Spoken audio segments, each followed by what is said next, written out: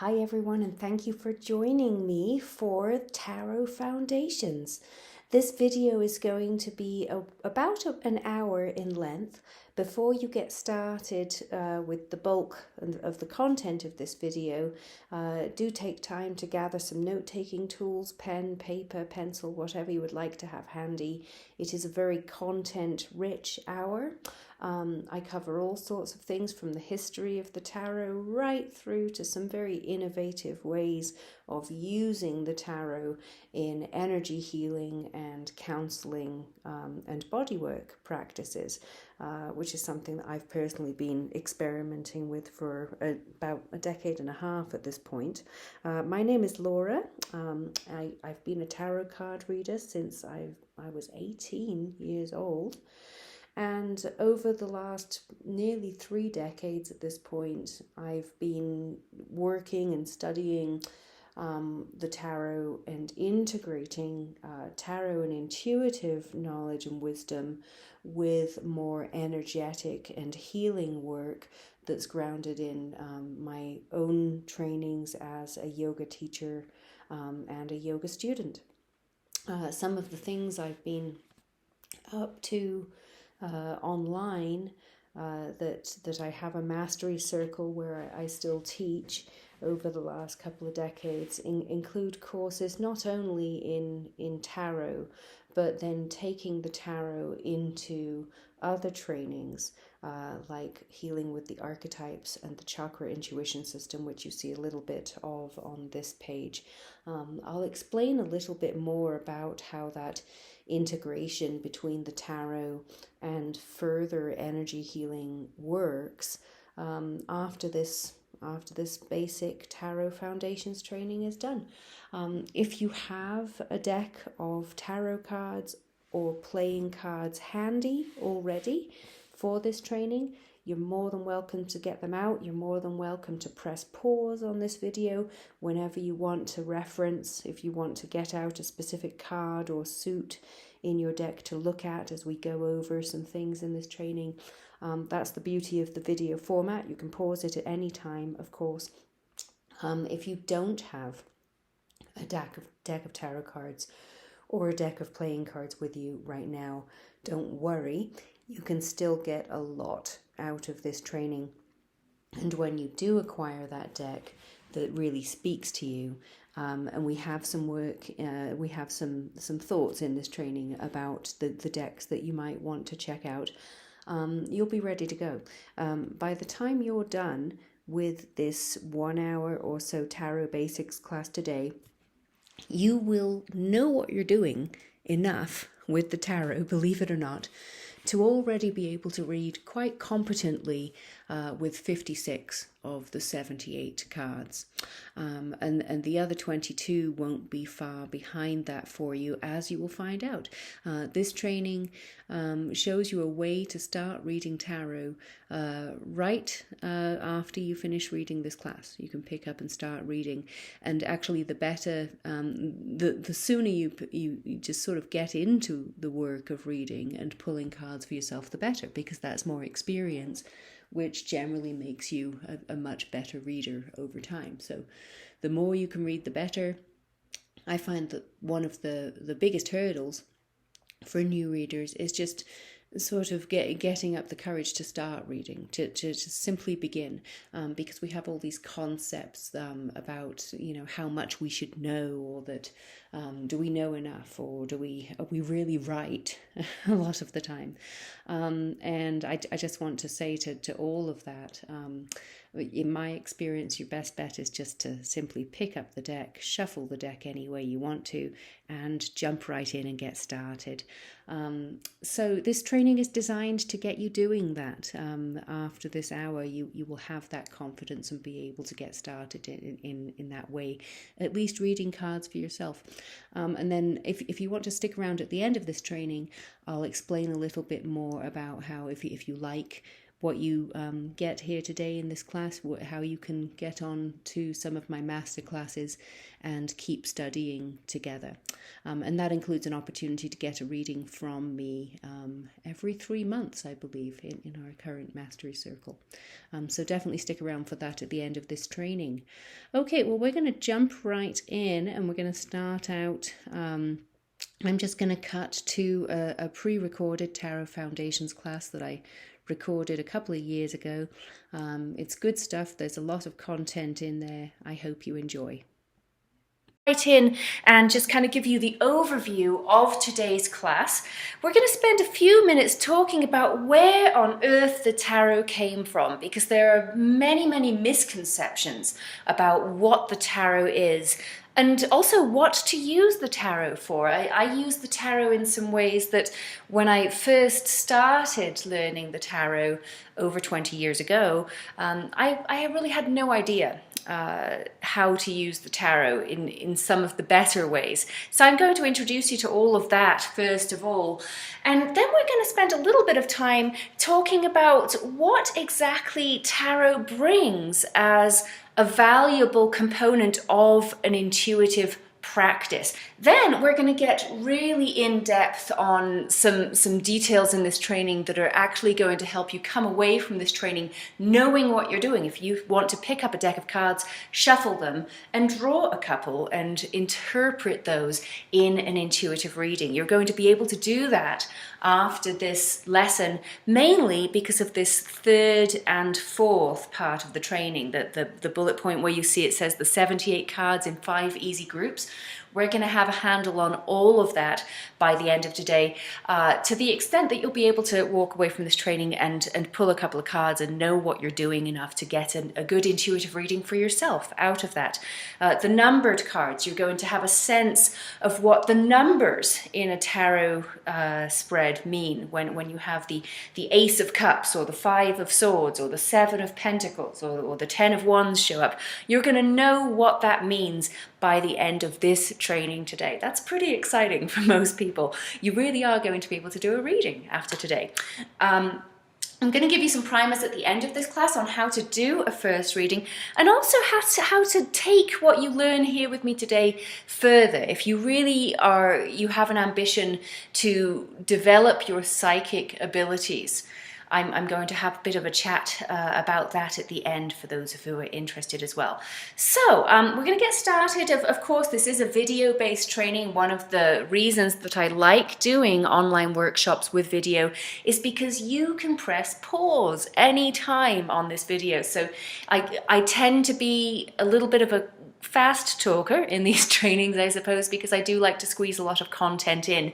But if you need to catch up, if you're taking notes and you need to catch up, of course, that pause button on this video is there for you at any time. All right, brief history of the tarot. Let's dive right in here. I'm actually displaying some images of sort of the roots, the origins of the tarot, as far as we have physical evidence of cards.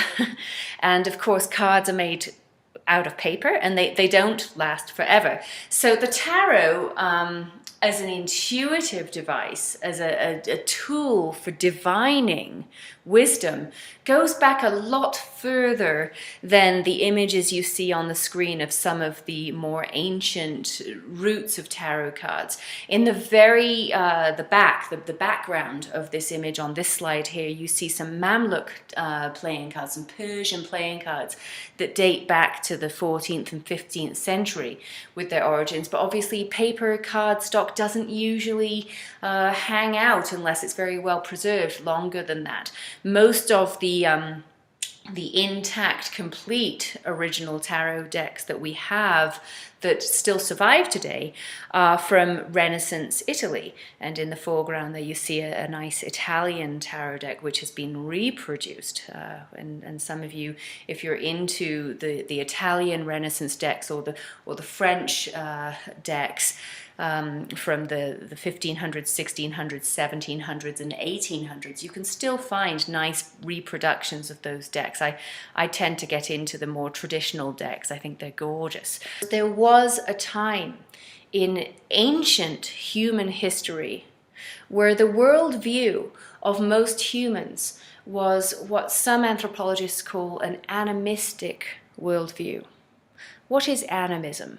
Animism, one of the best examples that we have today of animism as a religious artifact are the peoples of Aboriginal Australia and New Zealand and that whole area around those southern oceans.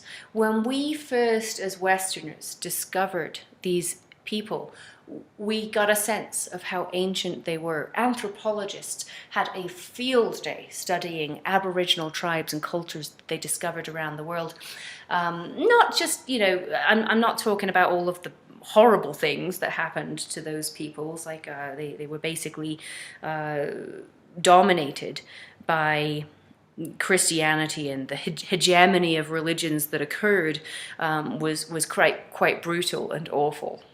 But there were a few very special people who realized the value of these tribes as a way of connecting to humanity in a way that their own cultures had forgotten, connecting to human concepts of divinity that were larger and more ancient than anything we could imagine from the Western world. Animism was at the core of all of that for all of these people. Basically, what is animism? Animism is a spiritual belief. I don't want to call it religious necessarily, but it's a spiritual belief that says we're connected to everything, and beyond that, beyond our connection to everything in our physical universe, there's also the concept that everything in our physical world has a life force energy. Okay? There is this life force energy that we do not understand. We will never capture it under a microscope. We will never understand it from our left brain. We might wonder at things that we can't explain with our left brain. Those things might wow us. The concept there is we are but one drop in an ocean of myriad drops. Okay? And the ocean has an energy. It's very hard to discern the one drop, right? Or we are one blade of grass, or we are one tree in a forest. We're all connected, right? Animism, as sort of a root belief, has been alive and well in every traditional culture that we have studied on the planet.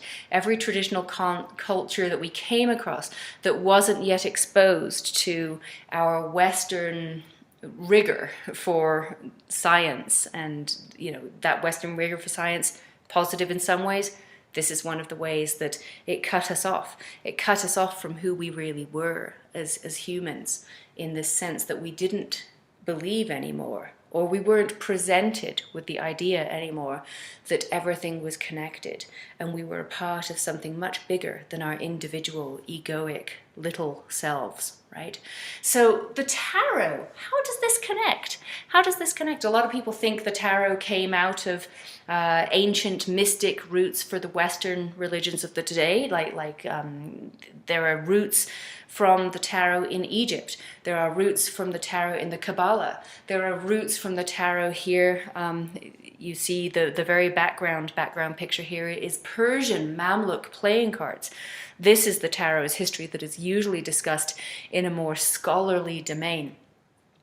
What we are doing in the 20th and 21st centuries, late 20th century and 21st centuries, is we are integrating what we need the tarot to be as a divinatory tool, which is much more related to those ancient roots of animism that I was just talking about, and the concepts that we have, in a way, put down in a more formalized way in scripture and religion.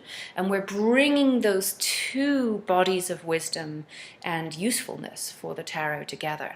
The concept that we get in tarot, in tea leaf reading, in reading the patterns of birds in flight, this was done especially in ancient Celtic societies, and all of these tools for divining have one thing in common, and that one thing is the concept of not getting our little human selves in the way of the divine message. How did we accomplish that?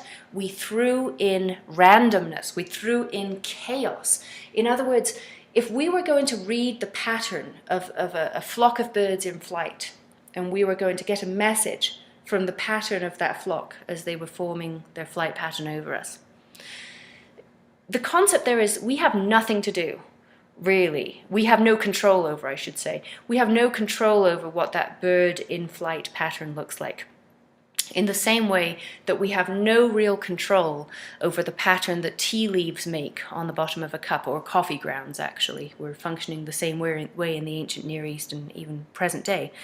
And with the tarot, we have the shuffle of the deck. There's this randomness there, so that what we choose isn't our control. What we choose becomes divine message for us, okay? And this was a very useful concept in divination from the get-go, from millennia ago, because it really removed the person's individual will from what was being said.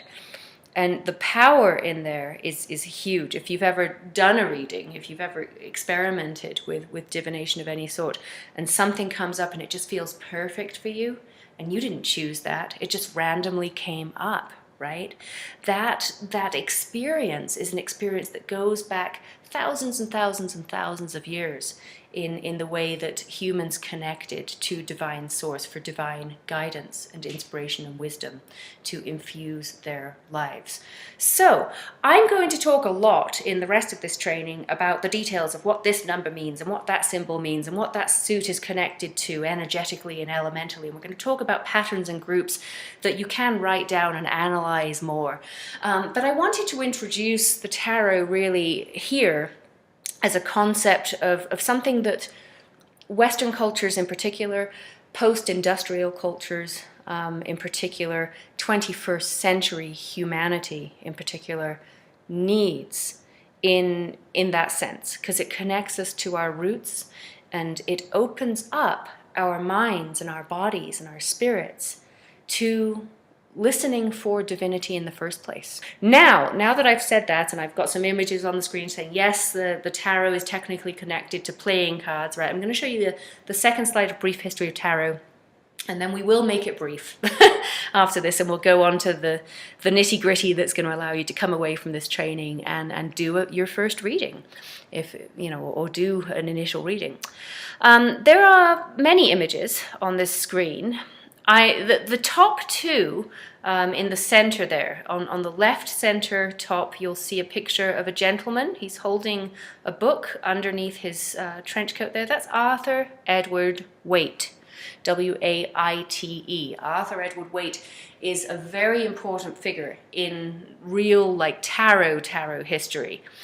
He produced a tarot deck in 1910, which really pulled the tarot out of its archaic and somewhat exclusive domain that had been traveling through, and into the hands of anyone who wanted to own a deck of tarot cards. The Rider-Waite deck, as it was then called. Rider was the name of the publisher. Waite, of course, was Arthur Edward Waite's surname, was what it was called. It was published in 1910, and it changed everything, because up until that point, tarot had been the domain of Gypsy, Romany, mainly female card readers. As you see on the left-hand side images that I've got here, we see a picture of a Gypsy woman reading the palm of an English gentleman, and underneath we see a Gypsy fortune teller with playing cards. So we have that history of the tarot. Arthur Edward Waite was of the lineage that had a completely different history of the tarot, the history of the Brotherhood of the Golden Dawn and the orders of the Rosicrucians, and they trace their ancestry as an order back through the history of alchemy in Europe, all the way to the Knights Templar of the Middle Ages, who were the protectors of the wisdom of the Grail and all of that. So it became a very ordered, exclusive, very patriarchal domain that the tarot sort of travelled up into Britain through France into Britain in the 1700s and 1800s. 1910, Arthur Edward Waite, his ambition was to change all of that, to make tarot more universally accessible to everyone, because the tarot really is a universal wisdom system that is the domain of everyone. The fact that the tarot is mainly images on cards means that you don't even have to be literate to read the tarot properly. It's a visual Bible or spiritual text of sorts. And if we think of a picture being 1,000 words, well, there are 78 cards in a modern day tarot deck. So that's 78,000 words in this text. Okay, you can think of it as, in that way. It is the richest, most universal wisdom system that I have ever discovered. And I studied anthropology of religion. Tarot takes the cake every time. So I think Arthur Edward Waite did a great thing in 1910 by publishing the Rider-Waite deck. Who is this woman on the right-hand side of Arthur Edward Waite on this screen, you may ask? This is a very important woman. And today, where the tarot has us today, I am going to say this. I'm going to say that this woman is actually more important today than Arthur Edward Waite is. Okay? The woman on the right of Arthur Edward Waite here is called Pamela Colman Smith. Pamela Colman Smith illustrated every single card with a beautiful scene that you can read so much into. And she really turned a lot of tarot on its head when she did that. And most of the thousands of decks that are now in the world today took inspiration from Pamela Colman Smith, often have directly modeled their 56 minor arcanas on her images. And we don't know where these images came from. We're pretty sure that Arthur Edward Waite, beyond showing her these traditional decks, which just had pips on those 56 cards, we don't think he gave her much instruction on what to put on those cards. The map down on the bottom, I want to briefly introduce. So this is a map not of the path that the tarot took through time and space to get to us today. It is a map of the migrations and the origins of the Romani, sometimes called the Gypsies. And these gypsy travelers throughout time and space, history and geography, they have carried cards with them. They have carried this tradition of divination with them. So we see a lot of interplay between the origins of the tarot and this origin of the people who carried the cards with them as they went. And we're going to bring a lot of that together in future trainings. The tarot has an Egyptian root, which is highly contested and argued by a lot of people, but more and more when you actually study, especially the major arcana of the tarot, you see that Egyptian root come through. We see it in Kabbalist, mystic traditions that came from the ancient Near East and then migrated into Europe. There's a history that also came up through Morocco into Spain, so sort of the reverse of the lines that you see on those maps too. There's a very scatty sort of history that you really have to piece together with a lot more than just Google searches, of a council, a grand council that was held in medieval Spain in the 1300s. And some people think that that is where they really formed the basis of the modern day 78 cards of the modern day tarot. The most recent intact complete decks that we have are from Renaissance Italy.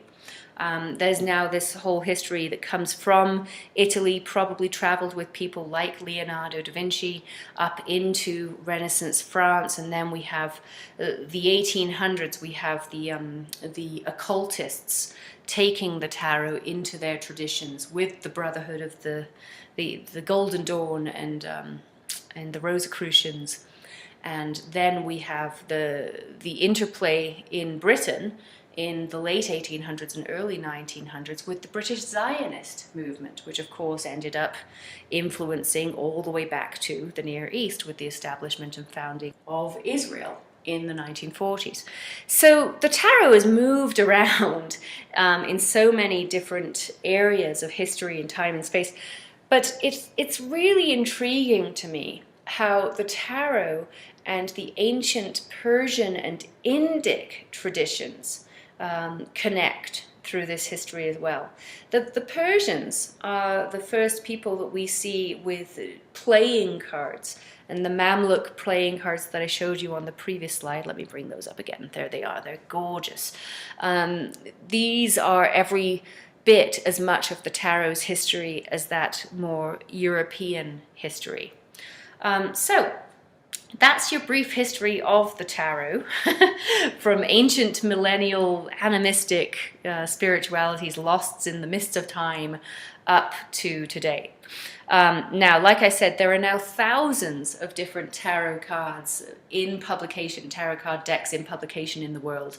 And what I really encourage all of my students to do is to check in with that deeper part of yourself that is wanting to use the tarot to connect to your divine wisdom, to connect to your highest consciousness.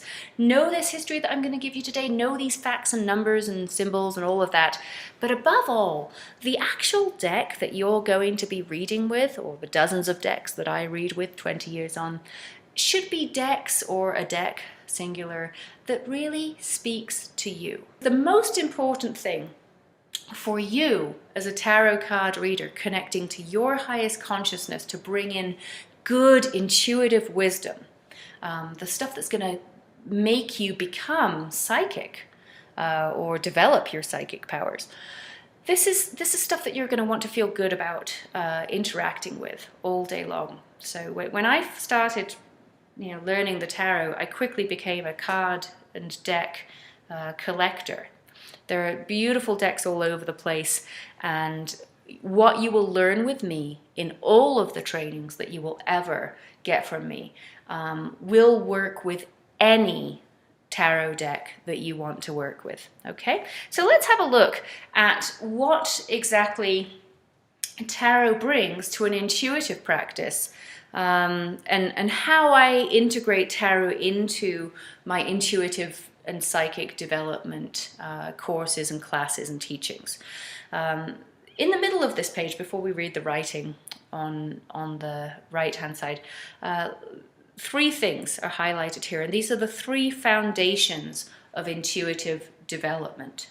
Okay, the message and language is the title you see on the left hand side image there, and then you see images of tarot cards beneath where it says the message and language. Tarot functions as a language for your intuitive self, for your highest consciousness to speak to you through. Okay? Now, why is this the most important, the first thing to figure out? Because without specific cards showing up in specific spots in a specific reading, with a specific set of questions directed into that reading when the cards were drawn for that reading, you may get intuitive hunches, you may get funny feelings, but this is all very nebulous, grey, cloudy sort of stuff. It's very hard to get real, concrete, specific information on what to do if you don't have a language to speak through. Okay, the tarot is a universal language of symbol, of image. If you knew nothing else about tarot cards and you shuffled a deck of cards, you said, oh, this issue, and then you picked three cards and you laid them out, you would react to the visual images in front of you, right? Humans are very visually programmed.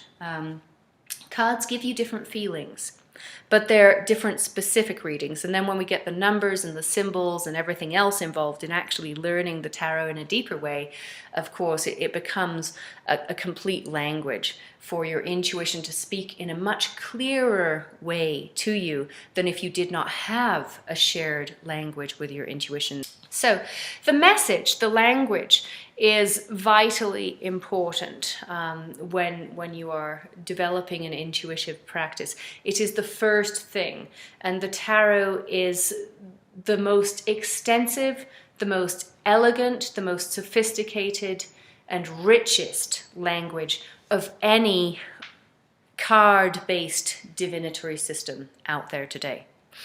There are many oracle decks on the market today.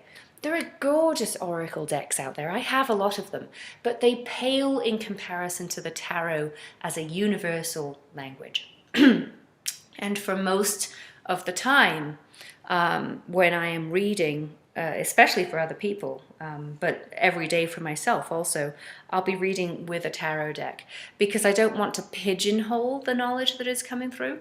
It's the difference between saying to your intuitive self, okay, intuitive me, send me a message, but only use these 10 letters, or use the whole alphabet, right? Or paint me a picture, but only use blue and red, versus use the whole spectrum of colors available to us. The complete language is there in a tarot deck. Okay, the channel and the interpretation, the other two bits on the screen, this is the other two foundations of the intuitive practice that I develop with that basics of the complete language in place. So when you come into my further trainings, you find that we go beyond the tarot, and with the tarot as a firm foundation, we are able to go so much deeper, so much more developed with your intuitive development, with your psychic development. The channel that I'm referring to here is the channel of your energetic body, which is vitally important to have clear and open to communications, in order to take what you get in the language of the tarot and receive it very clearly. Okay, it's if your channel isn't clear, if your energy body is blocked from receiving, it's kind of like if you're trying to tune into a radio station or a television station and the signal's funny, right? You need a clear channel. And then thirdly, the third pillar of intuitive development is how to interpret all of that. And of course that comes with many hours of experience. Getting your 10,000 hours in card reading or intuitive reading is all about what to do with the information you receive. You've got the information, you've got the language. Now what are you going to do with all of that? How are you going to interpret it and decide how to take that wisdom into your life to make choices and decisions? That's all about the interpretation, and that comes with experience. And I've got a program that I'll tell you more about at the end of this training if you want to go beyond the message and language. Here, of course, we're going to be focusing more on the tarot because it really is that foundational language, that complete language. So on the right hand side here, I'll just read you what it says and then we'll change the slide up. The tarot is generally considered to be the largest volume of intuitive information stored as a deck of 78 cards. There are hundreds of different tarot decks to choose from, and each one of those hundreds has the same 78 cards. They're just illustrated differently. And that's where, you coming in and deciding what deck really speaks to you makes a big difference. Okay, this is where for some of you who are taking notes, you might want to take a few notes on this section. We're going to get a bit more specific now for the next part of this training. 78 cards in 5 easy groups. Okay, on the left-hand side of the screen, you see the 0 card, the Fool. The Fool is not, it doesn't have a suit and it doesn't have a number. 0 is actually above and beyond all numbers, right? But it doesn't have a suit. It's not the Fool of Wands or the Fool of Coins or the Fool of Swords or the Fool of Cups, right? It's just the Fool. There are 22 cards in a deck of tarot cards that follow this format. They're major arcana cards, this group of 22. And they are different from the numbered suited cards that I'm going to talk about for the rest of this training. But they are this 5th group, okay? And when you take larger trainings in the tarot, you will spend a lot of time going into detail on these 22 cards. I describe them in my Tarot for Beginners training course, which is a 16-part course, as a story. You can follow the journey of the fool, the journey of the hero, through the major arcana. You will recognize the major arcana's archetypal themes as themes you recognize from the greatest stories, movies, films of humanity, all the way from biblical stories up to Indiana Jones and Harry Potter. These same 22 major arcanas are the big experiences of the hero's journey through life. So if you know anything about storytelling, script writing, film writing, novel writing, you'll know about the hero's journey being the format. We have this person, we put them in this situation, we know about their background and environment, and then something happens and there's all of this stuff happening, and then they have to kind of find themselves and find who they truly are, and they have a climax moment and a resolution, right? That's the hero's journey in a nutshell. We see that journey played out in the 22 cards of the major arcana, essentially. I'm not going to go into them too much more here, other than to say that a lot of people consider them to be the fifth suit. The other 56 cards that we are talking about in the rest of this training are called the minor arcana, and they divide into the 4 suits that you'll see a little bit about on the right hand side of this slide, and I'll explain about them in a minute.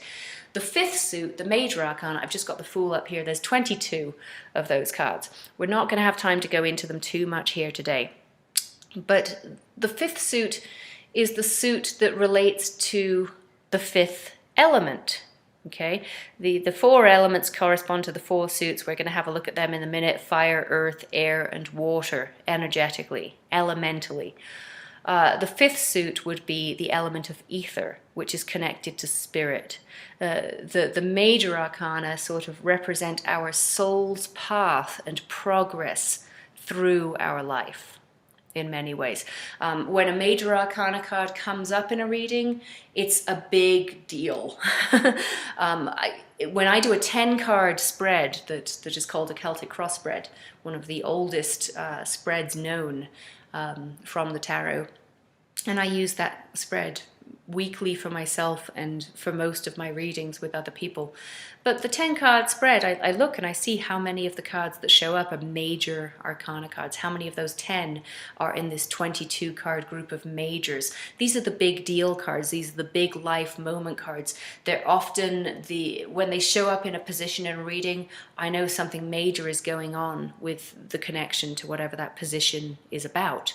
So if a major arcana card shows up in the root past, but there's a minor arcana card in the outcome or the future position in reading, I'll say something like, hey, the really big deal work is actually behind you, querent. Everything ahead of you is going to be much easier than what you've already gone through. You can get a very simple message like that through just by seeing the positioning of the major arcana cards in a reading. Okay, so if you are coming out of this training today and you don't yet have a deck of tarot cards to play with, I highly recommend you go and find one that you like, of course. But you can use the jokers in a pack of tarot cards to represent the trumps, okay? And when a trump card comes up in your reading, just know that this is major life stuff, okay? And we'll go into that further in more in-depth trainings with a full deck of tarot cards. For the purposes of this training, we're going to focus on the other 56 cards. If you want to come out of this training and do your own reading, you can choose to leave the major arcana in a tarot deck or not and do readings if you have a tarot deck handy. But I wanted it to work for those folks who might only just have access to a deck of playing cards today. The 56 other cards, besides the 22 major arcana cards in a deck of 78, the other 56 are called minor arcana cards, and they divide into 4 suits, okay? First of all, I'm going to give you the meanings of the suits as they correspond to an element, which is an energetic, basically. And I'm also going to make sure you understand their correspondences to traditional playing card suits as well, because these are, what we have in our hands, and they are the Persian roots of the tarot as well. So first of all, let's look at fire energy, wands. You will notice the top image there, first of all, on the left-hand side, it has the suit of wands. They have some alternative names for wands that, you know, if you pick up one deck of tarot cards versus another, they're all going to have 78 cards, but sometimes they'll call the suits different things.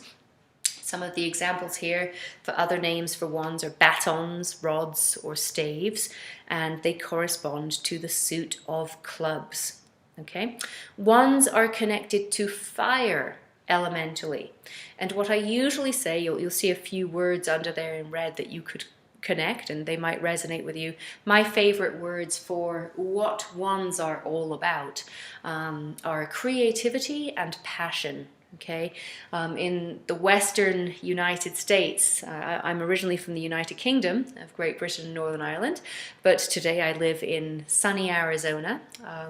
And in the Western United States, especially when I go to California, which is sort of our next door state, I will very often hear people talking about what lights their hair on fire. It's a common expression over here in some parts of the West. And what lights your hair on fire is what gets you excited. Okay? What gets you excited? What keeps you up at night? What are you motivated to do? What's your drive? That energy is fire energy. And that's what the suit of wands is all about. So if you draw a wand or if you draw a club in your reading, know that that card is speaking to something about the energies of creativity and passion and motivation that are going on in your life. Creative pursuits can very often be symbolized by wands. Okay, coins. The suit of coins is sometimes called pentacles. And you'll see down on the bottom there the pentacle. It's corresponding to the diamonds in a playing card deck. This is the suit that represents the energy of the element of earth. Earth energy is 3D, mundane, physical stuff that we can really feel or measure in some respect in our life. Money, place, geography, your home, your body, your health, your finance.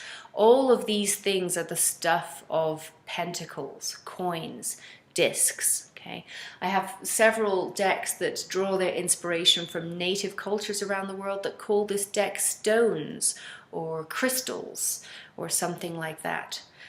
Coins is another common word for this suit. Okay, so if a pentacle or a coin comes up in your life, it's probably either talking about your health, your home, your physical job, your time management, or your money. Very simply. Earth energy stuff. Okay, now we'll look at the suit of swords. The suit of swords corresponds to spades, and funnily enough, this little diagram here doesn't have any alternative names for that. I'll give you some. I've seen swords called blades, I've seen them called daggers, I've seen them called knives, I've seen them called swords of truth. I've seen the suit of swords just simply represented as air. The Osho Zen Tarot just simply calls the suits the names of the elements: fire, earth, air, water. The suit of swords has to do with the stuff of mind and words and thought and communication. Both the thought and communication that you give yourself internally and the interpersonal communications that happen with you and other people in your world.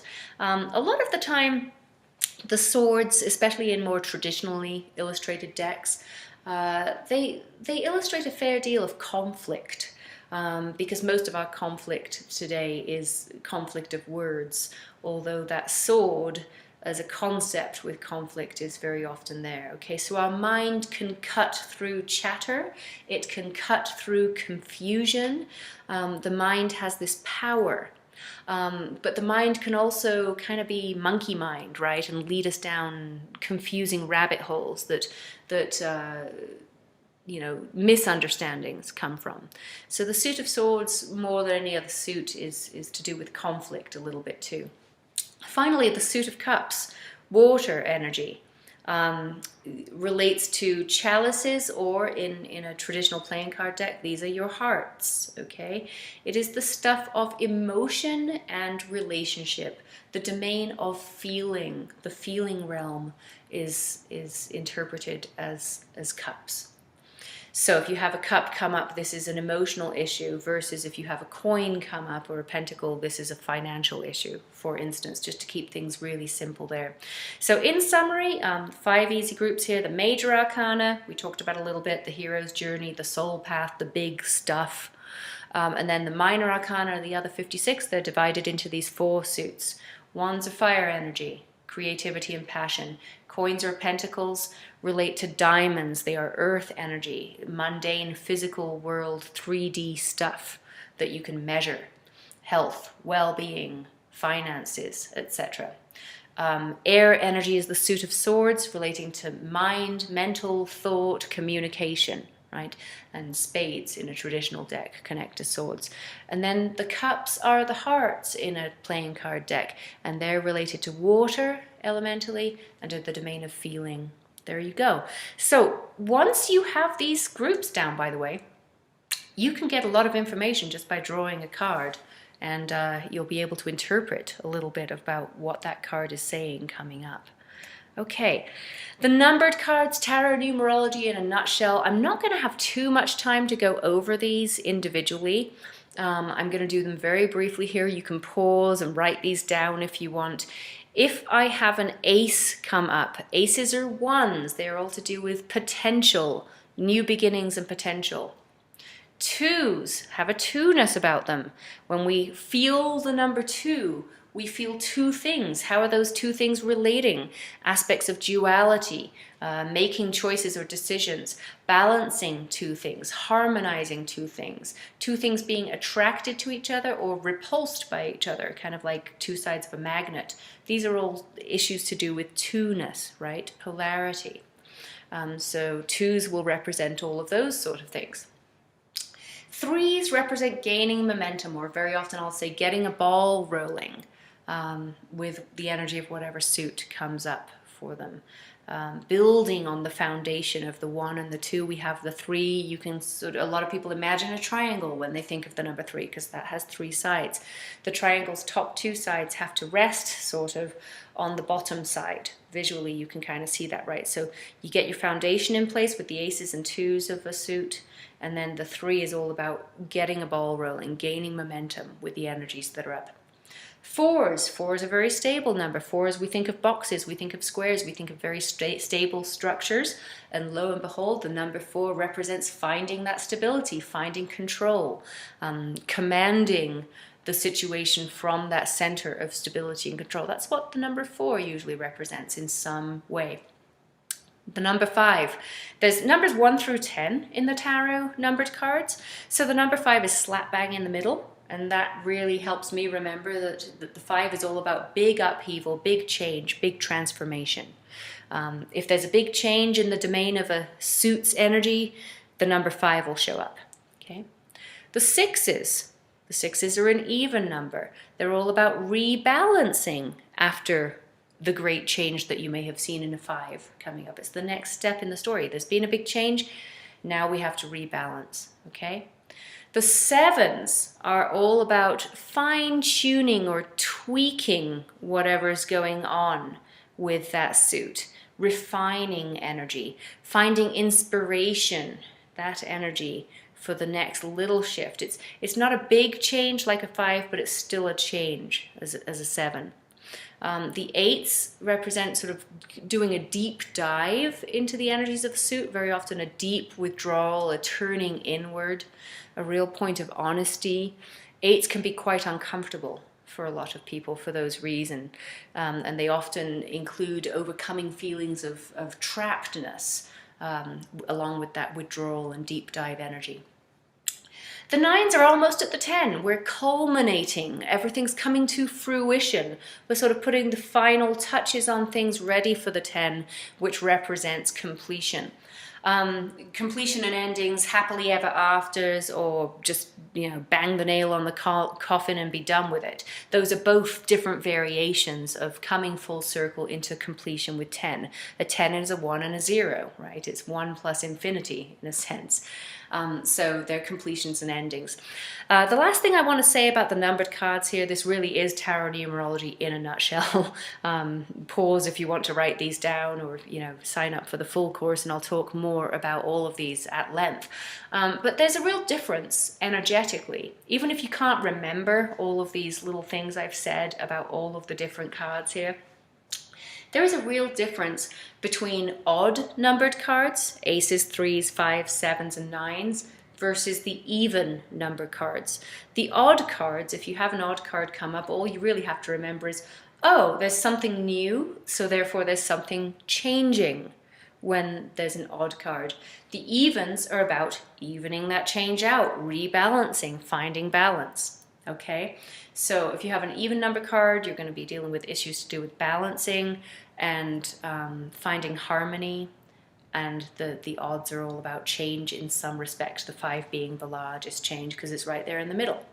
So it isn't that much to memorize when you learn tarot, okay? And I hope you guys are feeling that at the moment. I'll talk more about that in a minute here, just to kind of encourage you guys, because you're basically ready to start reading in a initial sense, just with what you've gotten in this training. Let's finally finish up here with the last line on this slide, which says the court cards. Okay, so the tarot differs when you actually get a deck of tarot cards versus a deck of playing cards. There will be 56 versus 52 court cards. 56 court cards in the tarot include the traditionally named Page, Knight, Queen, and King. Now, different decks rename their court cards different things. I've got one beautiful deck called the Medicine Woman Tarot that replaces this with all sorts of things, like the Healing Lodge, the Teaching Lodge.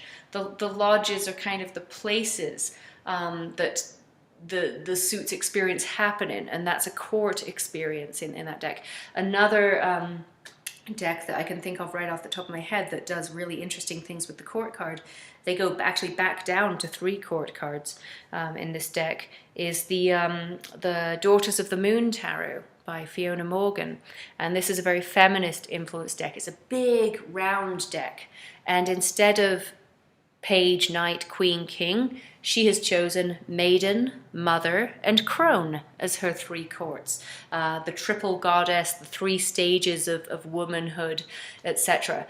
So the court cards can be reinterpreted. Those are some of the most extreme examples that I've seen of reinterpretation of the court cards' names. The Page will sometimes be called the Apprentice. The Knight will sometimes be called something to do with intensity and really going after something. The Queen is feminine mastery of the suit. The King is masculine mastery of the suit, if that makes sense. All you really need to know to do an initial reading, because I do encourage people to just dive right into their readings, you have here. Just if a court card comes up, know that it's about mastering the qualities of the suit. Okay, versus if you have a number come up, it's about, if you have the 3 of Pentacles coming up, it's about building momentum, gaining momentum in some sort of physical 3-dimensional experience in your life. Okay, the 3 plus the pentacle being the earthy 3. So with all of these now, you basically, you put what you know about the meanings of the suit together with what you know about the meanings of the number, and you get an initial meaning of that card right there and there. You can read up to 56 cards in the tarot right now. That was pretty easy, right? Doing your first reading. What do I want to talk about here before I send you off to do your first reading? I've got some images on this slide, which, well, you see me there holding the Connolly Tarot, which is a more traditional tarot deck. But there are some beautiful cards. The circular card there of the woman leaping in the middle of flames, that's the 1 of Flames, which corresponds to the Ace of Wands in the Daughters of the Moon Tarot. The Alice in Wonderland card there is a major arcana archetype that's usually called the Wheel of Fortune. and it's numbered 10 with a big Roman X as that number 10 in most decks. Now that's a Major Arcana card from a deck known as the Inner Child Tarot, and that was put out by Isha Lerner, and takes inspiration from fairy tales and children's stories and draws analogies to them for all of the cards. The sorceress that you see down at the bottom there, I'm kind of going clockwise, I guess, is from the Chrysalis Tarot. And the sorceress is their version of the High Priestess. A lot of alternatively named cards in decks like this one will give you the traditional name underneath, so you don't get completely lost. And then the deck where I've got 3 images, they're very small images. It's just a really beautiful deck. I thought many of you might just enjoy it visually. And it's a deck called the Shadowscapes Tarot. So these are some of the more out there, different decks that I have in my collection, along with the more traditional deck that I'm holding in the picture of me. Doing your first reading. Like I've just said, you really do know enough to read with the minors of a deck or a playing card deck right now, very, very basically. And what I like to encourage people to do is to jump in and start shuffling, start playing with your cards, start looking at your cards as soon as you get a deck of tarot cards. Don't worry that you're not through my Tarot for Beginners course yet, or whatever is on the horizon for you as a student. Dive right in, because the most important thing is to start developing your own personal relationship with those cards.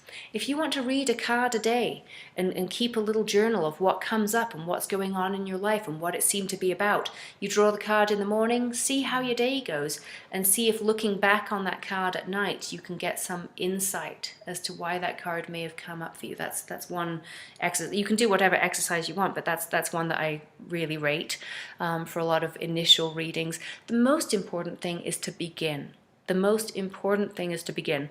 And the biggest deterrent that I see for people beginning to read tarot cards is they get put off because they think that it's going to be a big deal to memorize the meanings of 78 different cards, right? They think the meaning is just so disparate and cut off from everything else. They don't understand the patterns, the basic patterns of suit and number that I just showed you. And they think, oh no, I've got to memorize all these little meanings, and I can't memorize 78 different things. And then what if a card comes up reversed? Then I've got to memorize 156 different things. And they get so overwhelmed with the concept that tarot might involve memorization. One of the first things I say to encourage beginners is there is little to no memorization in the tarot. Even when we get into detail in Tarot for Beginners on the Major Arcana, yes, there's 22 of those. They're different stages in stories that you've heard over and over again. These Major Arcana archetypes are hero's journey archetypes. You're going to recognize them from every story you've ever been told in any way. Or things that have happened in your own life. You know, cards will come up and they'll remind you of experiences that you personally have had, and that's really what I want you to do as you develop more with your deck. That's why I kind of want you to dive in and start exploring and playing and working with a deck as soon as you can, because your own personal experience you draw on. When a card comes up, you think, oh, well, this was what happened when that card came up last time. I guess this might have something to do with that. It might energetically be sort of a similar situation that I'm in now. So you form a very personal relationship with cards. It has very little to do with memorization. And I'll just tell you a little story just to kind of close up here about the way that the human brain and mind retain information. Okay, this is just kind of a learning trick, really. It is very difficult, actually, what we humans have been doing for the last couple of hundred years, sort of getting into our analytical left brain. That's the part of us that helps us to memorize what a symbol might actually mean, for instance. That's very, very difficult work for humans. You know what humans have been doing for thousands of years? Telling stories. Before we had the written language, which is actually symbol, it takes your left brain being awake and developed enough to learn how to read and write, because you're interpreting symbols and you're memorizing what those symbols mean in a way. right? Before we were all literate beings, 1,000 years ago or 200 years ago, we were an oral tradition. We told stories, and we told them enough, and we listened to our grandparents' stories, and then we could tell those stories to our children and our grandchildren. And this is the way that the great stories of humanity were passed down generation to generation before we wrote stuff down, right? And a lot of people actually argue that when we started writing stuff down, we actually lost a lot because we forgot that we can remember stories. We can remember stories so easily. Like if I told you to tell me about your favorite movie, you would jump right into telling me the story. You remember it. You didn't have to memorize each word, and you haven't memorized the book that it was based on or whatever. But you know the story, you know the plot. It's so easy for us to remember story versus number and symbol. And that's what I want you to remember if you do future trainings in the tarot with me or with anyone else. Don't go into memorization. That's going to kind of make you stumble in your intuitive readings.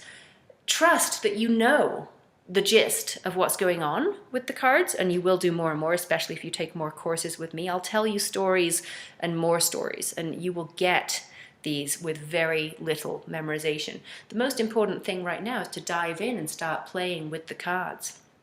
So that just about leads us to the end of today's training. I hope you've enjoyed it. I do have an opportunity for those of you who want to do more trainings with me in the tarot, and I'm going to talk to you about what to do if you want to get one of the best values on the courses and classes that I have available for you, and even getting readings with me. That's a great way to get experience, and I do readings. I only do readings for my students right now. So let me tell you a little bit about that. So right now, the best way to continue working with me, continue learning tarot and intuitive skills that you can apply eventually in healing work, in your own self-improvement, or even in manifesting work, is to begin with the beginner's course, the Tarot for Beginners course. And I am enrolling in that course right now. I've got a couple of really great deals on course enrollment that are shown here on this screen, and if you scroll down on the page that you're watching this video on, you'll find a way to link through and actually do this enrollment. Right now we have it on special for $78. $78 is a very special price because it is 12 video-based classes that you'll be receiving over a 12-week period that make up this course. It's a beginner's course, but it's a very comprehensive course. You can also get on board right now by diving into an option to do a $35 a month enrollment. And Tarot for Beginners, with that $35 a month option, will be the course you'll receive for the next 3 months in that way. If you're interested in working beyond Tarot for Beginners already with me, just so you know, that $35 a month will be able to be something you continue after you're done with Tarot for Beginners to immerse in some of the coursework I have in my more advanced mastery circle. But that mastery circle is for folks that have already got this foundation of a really solid foundation in tarot, which this course will get you to. So that's organized that way for you if you're interested as well. $78 straight up is definitely the better deal here, but $35 a month can be much more workable for a lot of us, that's for sure. So I'd love to have you on board either way. And just so you know, if you enroll now, I'm also including the Tarot Healing Guidebook and the Destiny Discovery Program. And I'll kind of just take a moment to describe those two little bonuses that you get here. So the Tarot Healing Guidebook gives you a page for every single tarot card. It's also got a lot of white space on that page for the tarot card, as it's intended to be something you can print out and take notes with as you go through Tarot for Beginners. But on that page, along with the image of the Rider-Waite-Smith variant of whatever tarot card we're looking at and the white space for your own notes, I've also got an affirmation that I have created specifically for use in healing and manifesting work in which that card's energies are important. So all of that is in this tarot healing guidebook. It's a pretty large PDF file that I'll be emailing to you via whatever email you tell me is the best one within 24 hours of your enrollment in this course. I do ask that you give me that 24 hours to get these bonuses and kind of materials that you're going to need starting out in the course to you, because I'm not really automating this in any way. I'm not taking a huge amount of students into this course.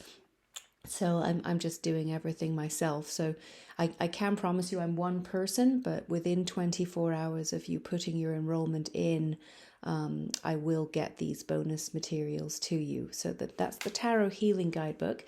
The Destiny Discovery Program is a series of 2 video-based classes.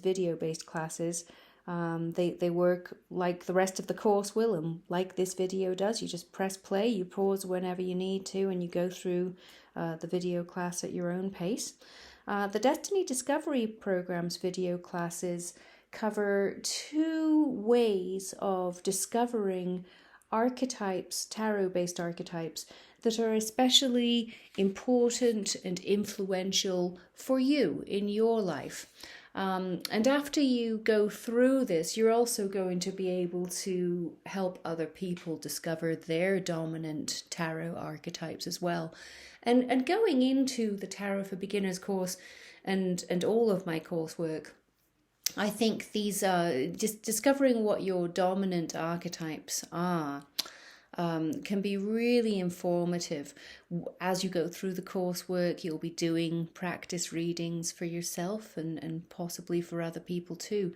And when one of these dominant archetypes, personal archetypes, comes up in one of your readings, you can pay special attention to it, and it sort of derives special meaning for you for a couple of different ways.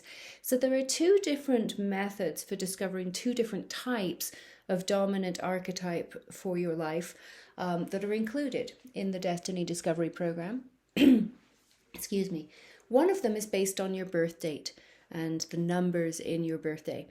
And we go through with a sort of a cross-sum examination of that and arrive at the archetypes that are really influential for you based on your birthday and that information. The second way that you're going to be looking for dominant archetypes here is via a personality quiz. And your answers to the personality quiz's questions are going to lead you to another dominant archetype, and also an archetypal weakness that might be inherent based on your personality. So the 2 workshops are quite different from each other, but really they're a very good way of discovering some archetypes that throughout your career with the tarot will be important for you. This is also something that you can do with new clients. You can get this information on your new clients so that your readings can have that much more impact and insight and detail for them. And become very personally relevant readings for them. You're also going to get enrolled, or you're going to get an invitation. You don't have to enroll, but we have a private Facebook group for all of our Tarot for Beginners students, and we have another private Facebook group for our Mastery Circle members after they go through Tarot for Beginners as well. The Facebook groups are cool to join because as you go through the coursework, you can find those lessons posted in these groups as well. And you're very, very welcome. I'm in these groups periodically throughout most weeks. If you would like to post questions or further information or insights from your own practices and readings as you go through the course, if you want to post those in our Facebook group, I can kind of dive in and give you some discussion there too, and the other members are welcome to dive in and discuss, and it kind of makes it more of a group experience. It gives you that added level of support and facilitation from me as well. If you do join the private Facebook group, you're very welcome to do so. And then you're going to have all of these recordings. Once you receive your weekly class, those links will be active for you for life. So you'll have those classes forever. So I do hope that you can join me. You can find more information about how I teach tarot for beginners in various places on my website, and I'm welcome to answer any questions you might have about the nature of the Tarot for Beginners course. But essentially it's going to be a couple of weeks to go through some aspects of the tarot that we can explore, the patterns and the symbols and numbers and suits, and the major arcana hero's journey in greater depth and detail. So it's very much going to be in the same style, with the same choice-centered approach and pattern-based approach without any memorization that you've been hearing me talk about, I'm sure, already. We'll spend a couple of weeks exploring each suit. We'll spend a couple of weeks exploring the minor arcana cards from each suit that are numbered Ace, 1, 2, or Ace or 1, 2, 3, 4, and 5. We'll spend another couple of weeks on each suit's numbered cards 6 through 10, and another couple of weeks again on the court cards for each of those suits. And then we'll be spending 3 or 4 weeks studying the major arcana. And for all of this coursework, you are very, very welcome and encouraged to find a tarot deck that really speaks to you, that really resonates for you. You're attracted to the images. You get along with the deck, and it's very pleasing to look at visually for you personally. You want to find a deck that you truly love playing with and reading with, and that's going to really help your intuition. From the bat, if you're actually having a very pleasant experience looking at the visuals in your cards. So this reading is based on pattern recognitions, and the way that I teach enables you to read with literally any tarot deck that you are drawn to. It's a training that isn't specific to one particular deck. Although, like a lot of my trainings, and you may have seen me doing this already, I do comparative studies of different versions of the same card that we're looking at in different decks. So we sort of get that comparative study visually and look at a lot of different tarot deck creators and artists and authors and illustrators who come from, sometimes similar backgrounds with similar teachers and lineages for their wisdom, and sometimes different ones. So it becomes a really broad, comprehensive, comparative study that we get to do that helps inform our understanding of each of the 78 cards. So you also kind of get to go shopping for maybe the next deck that you would like to pick up as you go through this. Having read now, at the time of recording, I'm 46 years old. So I've been reading for, I was 18. So I've been reading for nearly 30 years at this point. And one of the just immense pleasures and joys of studying the tarot for me has been collecting different tarot decks. It's such a fun, satisfying hobby to have, and I don't think there's much bad I can say about forming a little tarot collection of your own. I certainly have had it be a really valuable hobby in my own life. So anyway, I'd love to see more of you and chat more with you and have you join the course here. Thank you so much for joining me today, and I hope to work with you again soon. Take care now.